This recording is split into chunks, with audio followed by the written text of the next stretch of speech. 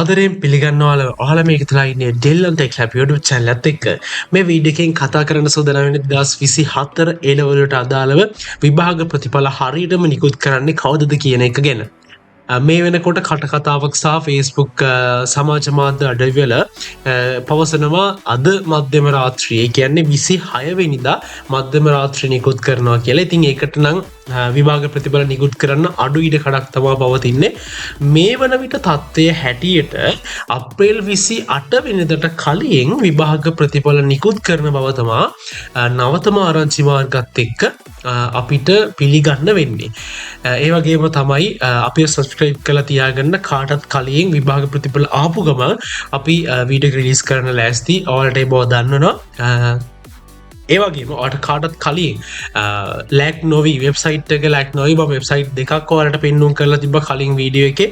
ඒකත් බලන්න හැමෝම. ඒකෙදි ඔයාලට පුළුවන් ක්‍රම දෙකකට ඔයාගේ විභාග ප්‍රතිඵල බලා ගන්න. ඉතින් හැමෝගෙම හීන හැබෑ වෙන දවසක් වෙන්න කියලා ප්‍රාර්ථනා කරනවා. ඒ වගේම කවුරුත් වැටෙන්න එපා. හැමෝටම පුළුවන්. ඔයාලට තව chances ඕන තරම් තියෙනවා. එහෙනම් සුබ වේවා කියලා ප්‍රාර්ථනා කරමින් මතකතුව අපේ channel එක subscribe කරන්න. ඒ වගේම ඔයාගේ අදහස් කමෙන්ට් කරන් යන්න. වීඩියෝ එක යාළුවන්ට share කරන්න.